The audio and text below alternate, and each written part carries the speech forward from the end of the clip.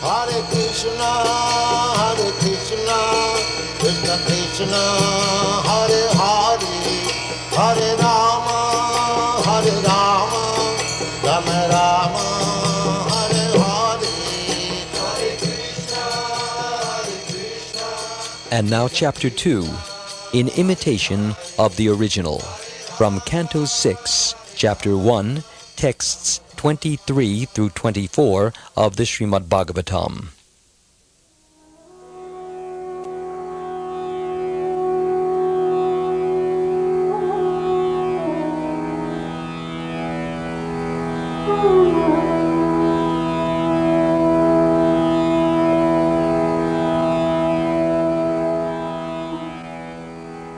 Shukdev Goswami continued, My dear king, 88 years of his life passed by while Ajamil thus spent his time in abominable, sinful activities to maintain his family of 10 sons and the prostitute. The youngest child was a baby named Narayan, who was naturally very dear to his father and mother.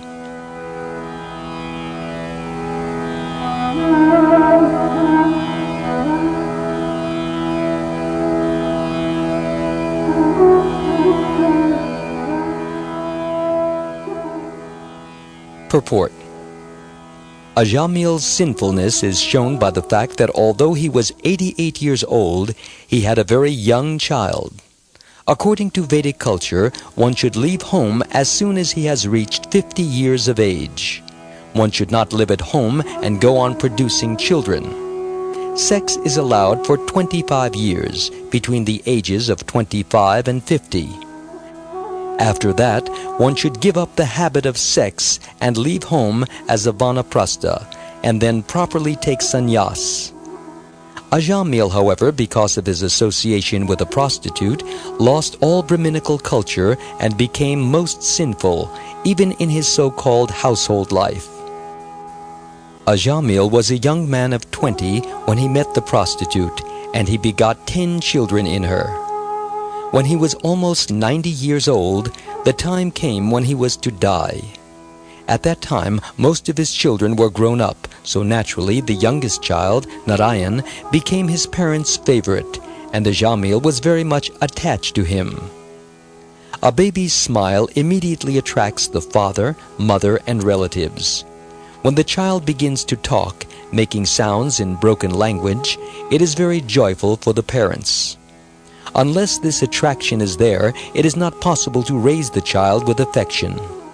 Parental affection is natural, even among the animal species.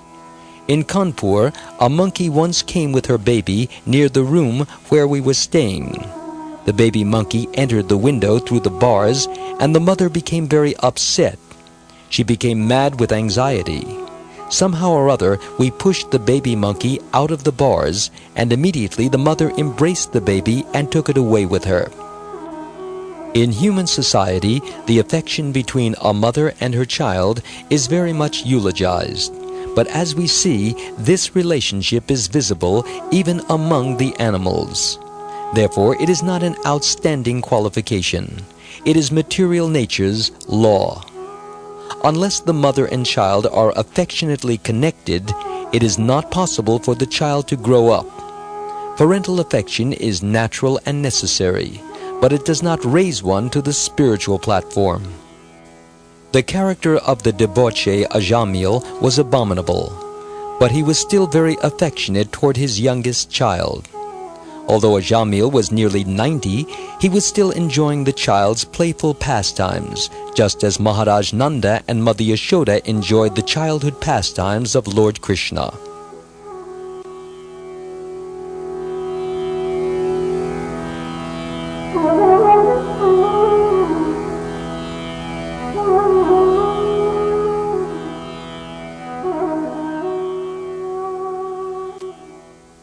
Parental affection in this material world is a perverted reflection of parental affection in the spiritual world, where it is found in its pure original form. Everything originates with the transcendental reality. As stated in the Vedanta Sutra 1.1.2, Janmadhyasya Yatha, which means, quote, The supreme absolute truth is that from which everything emanates, unquote. If the affection between a child and his parents did not exist in the absolute truth, it could not exist in the material world. Since the absolute truth is the source of everything, whatever varieties we see here in this material world are simply reflections of the varieties in the spiritual world. If the absolute truth were without variety, then where have all these varieties come from? No, the absolute truth is not impersonal, nirakara, or without variety, nirvishesha. Still, some persons, called Mayavadis, are so disappointed and frustrated with the imperfect varieties of this material world that they imagine the spiritual world to be impersonal and without variety. These impersonalists realize that they are Brahman or spirit, but they do not know that there are innumerable planets in the Brahmajyoti, or spiritual atmosphere. They think that the Brahmajyoti itself is all in all. The impersonalists have no information of the Vaikuntha planets, and due to their imperfect knowledge, they again come down to these material planets. As said in the Srimad Bhagavatam, Canto 10, Chapter 2, Verse 32, Ye nye ravindaksha vimukta maninas, Tvayasta bhavad avishuddha buddhaya, Aruhya krichrena parampadam tata, Patantyado nadrata yushmad angraya. Which means, quote, although impersonalists are almost liberated, still, on account of their negligence of the lotus feet of Krishna, their intelligence is not yet purified. Thus, despite performing severe austerities to rise up to the platform of Brahman, they must fall down again to this material world, unquote.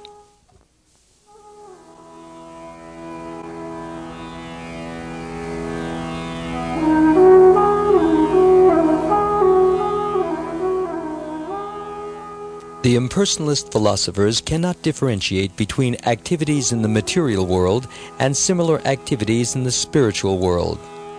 Nor do they differentiate between the material form and God's form. They are convinced that the impersonal Brahmajyoti, the spiritual effulgence emanating from the Lord's body, is the supreme absolute truth. The Mayavadis mistakenly assume that when God appears, He accepts a material body, just as we have taken this material form in the material world. That kind of thinking is impersonalism or Mayavad philosophy.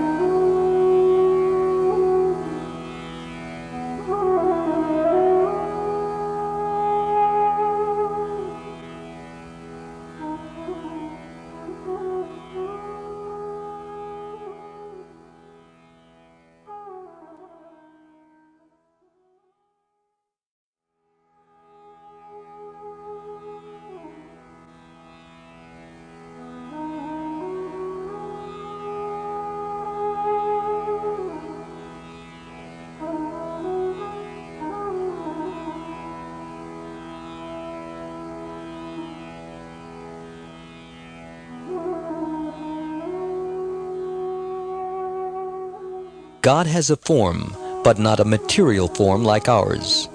His form is Satchit Ananda Vigraha, a spiritual form full of eternity, bliss, and knowledge. Anyone who understands the transcendental nature of Krishna's form achieves perfection. This Krishna confirms in the Bhagavad Gita, chapter 4, verse 9. Janma karma cha me divyam evam yo veti tatvadaha yaktva deham puna janma naiti mam eti sorjana. Which means, quote, when I come, I do not accept a material body. My birth and activities are completely spiritual, and anyone who perfectly understands this is liberated, unquote. When Krishna displayed himself as the perfect child before Mother Yashoda, he would break everything when she did not supply him with butter, as if he were in need of butter. So God can display himself exactly like an ordinary human being, yet he remains the Supreme Personality of Godhead. Impersonalists cannot know God because they see him as an ordinary man. This is rascaldom, as Krishna declares in the Bhagavad Gita, chapter 9, verse 11. Avajananti mam mudha, which means, quote, only rascals accept me as an ordinary human being, unquote.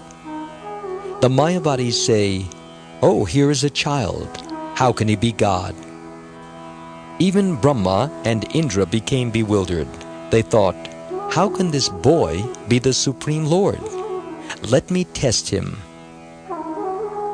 Sometimes a so-called incarnation of God declares, I am God.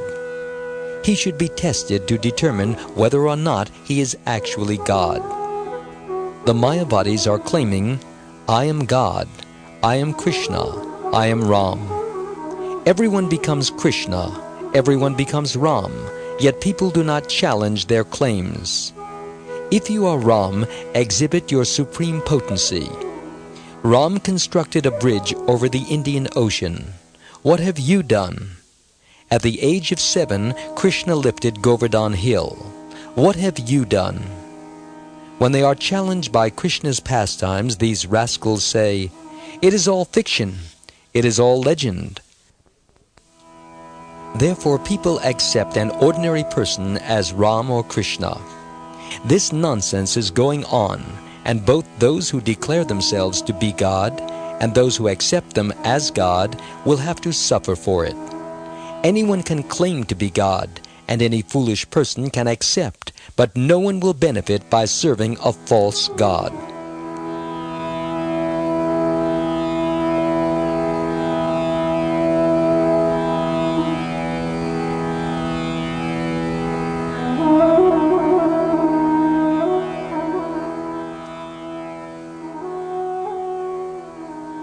Once Lord Brahma thought that Krishna might also be such a false god.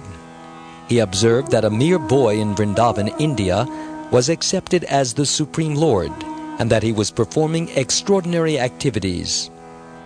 So Brahma decided to make a test. He took away all of Krishna's calves and playmates and hid them. When Brahma returned to Vrindavan after 1 year, and saw the same calves and playmates still there, he could understand that Krishna had expanded himself by his unlimited potency into so many calves and boys. The boys' own mothers could not detect that their sons were Krishna's expansions, even though the mothers could not explain why every evening when their boys returned home from the fields, their affection for them increased more and more. Finally, Brahma surrendered to Krishna, composing very nice prayers in glorification of the Lord. Similarly, Indra became bewildered when Krishna told his father, Nanda Maharaj, there is no need of performing sacrifices to Indra because he is under the order of the Supreme Lord. Krishna did not say to Nanda Maharaj, I am the Supreme Lord, but he said, Indra is under the order of the Supreme Lord. Therefore, he has to supply you with water, so there is no need of performing this yajna or sacrifice to him. When the sacrifice to Indra was stopped, he became furious and tried to punish the inhabitants of Vrindavan by sending incessant torrents of rain for 7 days. Vrindavan was nearly drowned in water, so great was the downpour.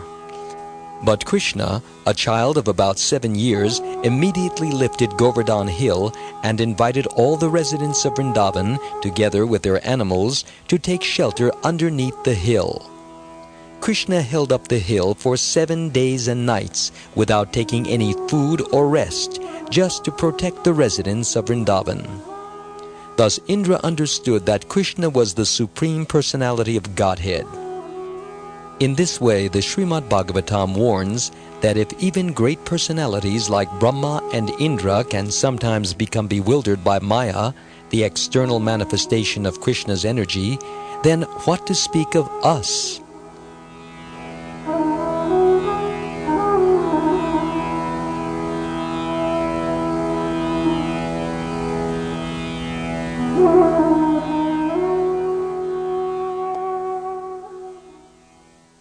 So, God sometimes displays himself as God and sometimes as a human being. But the rascal impersonalists dismiss his pastimes as legend or mythology. Either they do not believe in the Shastras or they interpret them in their own way, using Ardha Kukuti Nyaya, the logic of half a hen. Once a man kept a hen that delivered a golden egg every day. The foolish man thought, "It is very profitable, but it is expensive to feed this hen. Better that I cut off her head and save the expense of feeding her. Then I will get the egg without any charge." The impersonalists accept the Shastras in this way. They think, "Oh, this is not good, it is inconvenient, we shall cut this portion out." When Krishna says, "One should see me everywhere," the rascal Mayavadis think it is very palatable. But when he says, "Give up everything and surrender to me," they disagree. They accept what is convenient and reject what is not. But the Acharyas do not distort the Shastras in this way. When Krishna spoke the Bhagavad Gita, Arjuna said, "I accept whatever you have said."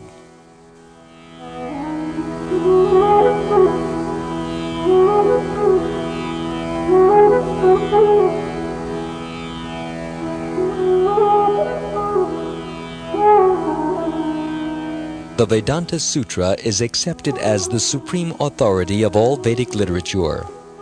And the Vedanta Sutra 1.1.2 says, Janmadhyasya yata, which means, quote, "The absolute truth is the original source of everything," unquote. Janma means birth. There is no question of interpretation. The meaning is clear. Everything in this material world comes out of the absolute truth, just as this body comes out of the womb of our mother. Janmadhyasya yata. Beginning from birth up to the annihilation, everything is an emanation from the absolute truth. The absolute truth is that which is the source of everything, the reservoir of everything, and the maintainer of everything. What are the characteristics of the original source? The Srimad Bhagavatam, Canto 1, Chapter 1, Verse 1 says, Janmadhyasya yaton vayad, itaratash chartesh vavigyas varat, which means, the original source of everything must be supremely cognizant of everything, both directly and indirectly. He is the Supreme Spirit, and He knows everything because He is perfect. We are also spirit, spiritual sparks, and as soon as a spiritual spark takes shelter in the womb of a mother, it develops a body. That means that the spiritual spark is the source of the body and all its mechanisms. Although it is by our energy that this body is produced, we do not know how our veins are created or how our bones are created. And because we do not know, we are not God. But Krishna knows. This is the characteristic of the Absolute Truth. He knows everything. Krishna confirms this in the Bhagavad Gita, chapter 7, verse 26. Quote, "I know everything that has happened in the past, everything that is happening now, and everything that will happen in the future." Unquote. We become cognizant of the absolute truth by accepting knowledge from a spiritual master. But how has Krishna become perfectly cognizant? How is Krishna's knowledge so perfect? Because He is fully independent, Svarat. He does not have to learn anything from anyone. Some rascal may try to realize himself as God by taking knowledge from a Mayavadi, but Krishna is God without taking knowledge from anyone. That is God.